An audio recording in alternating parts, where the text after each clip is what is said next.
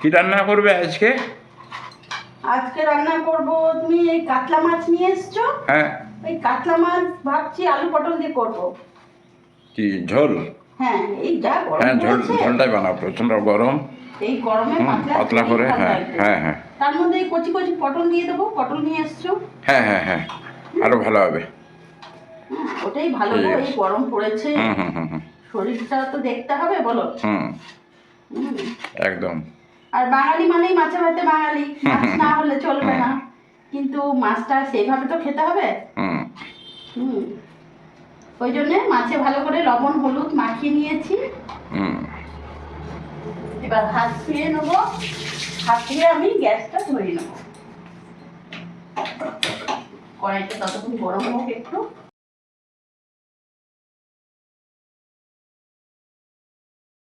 কড়াই গরম হয়ে গেছে, আমি এবার সর্ষের তেল দিয়ে দেবো। রান্নাটা আজকে সর্ষের তেল দিয়ে করবো, কারণ টাটকা জ্যান্ত কাতলা মাছ নিয়ে এসছে। তো ভাবছি কাতলা মাছের যখন ঝোল করবো সর্ষের তেল দিয়েই করি। হ্যাঁ গো, ইলিশ মাছ ওঠেনি বাজারে? দেখতে পাইনি। ও, আসলে সামনে বাজারে তো। অন্য বাজারে ছিল হয়তো। হ্যাঁ, ওইতে তো যাওয়া হয়নি। ওই দূরের বাজারেই আছে, সামনে বাজারটা অতটা ভালো পাওয়া যায় না। দুটো তিনটেই মাছবালা বসে তো। সেই।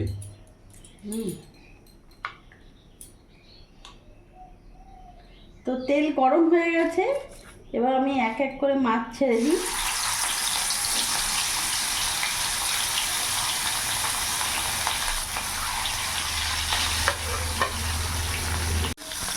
মাছগুলো একটু ভাজা হয়ে গেছে, আমি এবার উল্টে নেবো। দেখো মাছ ভাজতে ভাজতে ব্লাড বেরিয়ে যাচ্ছে। ভালো করে ধোনি। ভালো করে ধুয়েছি গো, আসলে টাটকা মাছ না তো, মাছের ভেতর থেকে ইয়ে বেরোচ্ছে রক্তটা। ভালো করে না দিলে হয়, একটু লাল লাল করেই ভাজবো মাছটা।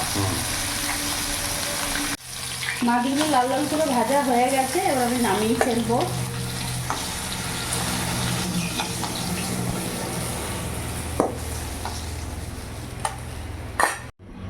আর একটু তেল দিয়ে দিলাম, তেলের মধ্যে লবণ দিয়ে দিলাম, হলুদ গুঁড়ো দিয়ে দিলাম। এবার ওই তেলের মধ্যে পটলগুলো ভেজে নেবো। পটলগুলো খুব ভালো নিয়ে এসছে, একেবারে কচি কচি পটল।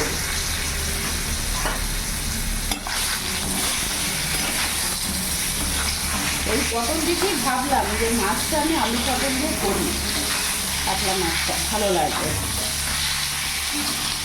দেখছো কোনো দানা হয়নি পটলটা। পটলটা একটু হালকা করে শ্যালো ফ্রাই করে নেবো। এগুলো মনে হচ্ছে চায়না পটল বলো। কে জানে, না না, এখানে চায়না কোথায় পাবে, এখানে চাষিরা চাষ করছে। এখন তো সবই হাইব্রিড। পটলটা একটু ভাজা ভাজা করে নিই।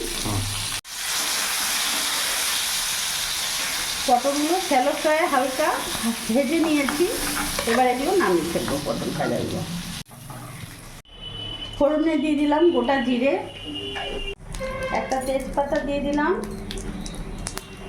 পেঁয়াজ কুচনো দিয়ে দিলাম। একটু নাড়াচাড়া করে ভাজা ভাজা করে নেব। এরই মধ্যে কেটে রাখা লম্বা লম্বা করে আলু কেটেছি দিয়ে দেবো।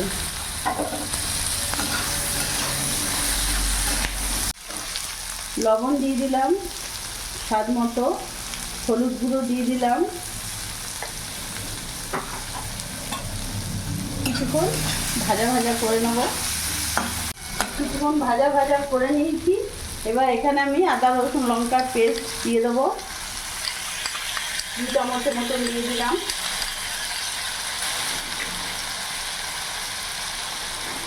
জিরে গুঁড়ো দিয়ে দিলাম, কাশ্মীরি লঙ্কা গুঁড়ো দিয়ে দিলাম, হাতে কেটে রাখা টমেটো দিয়ে দিলাম। সামান্য একটু জল অ্যাড করবো যাতে মশলাটা পুড়ে না যায়। এবার ভালো করে কষিয়ে নেবো সিম আছে। ভালো করে কষানো হয়ে গেছে, এবার ভেজে রাখা পটলগুলো দিয়ে দেবো। এবার পটলের সাথে আরও 2-3 মিনিট আমি কষিয়ে নেব। পটলটা 2-3 মিনিট আমি কষিয়ে নিয়েছি, কালারটা দেখতে পাচ্ছ কত সুন্দর লাগছে। এবার এর মধ্যে আমি এবার জল দিয়ে দেবো।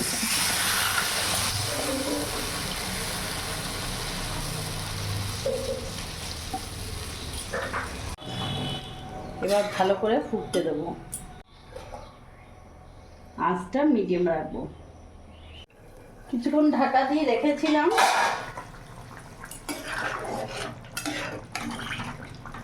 দেখি আলু সেদ্ধ হয়েছে কিনা।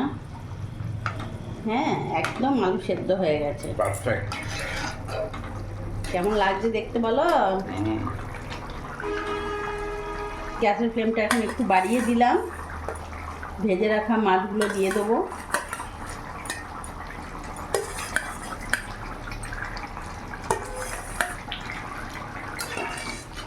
এবার মাছ দিয়ে 2-3 মিনিট ফুটিয়ে নেব। একটু ওপর নিচ করে দিই।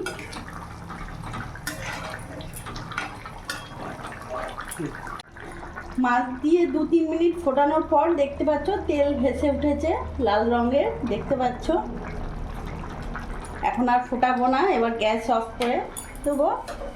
এবার নামিয়ে ফেলবো। ঝোল রেখেছি, যেহেতু গরমকাল, আলু পটলের ঝোল করেছি কাতলা মাছ দিয়ে। পাতলা ঝোল, একদম পাতলা ঝোল। ভাতের সাথে এরকমই ভালো লাগে গো, বলো।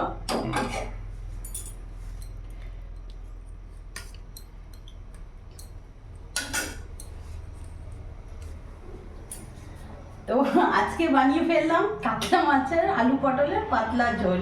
ভিডিওটা যদি ভালো লাগে প্লিজ লাইক কমেন্ট শেয়ার করে পাশে থেকো, আর একবার এইভাবে তোমরাও করে দেখো। সবসময় বলবো তোমরা সবসময় ভালো থেকো।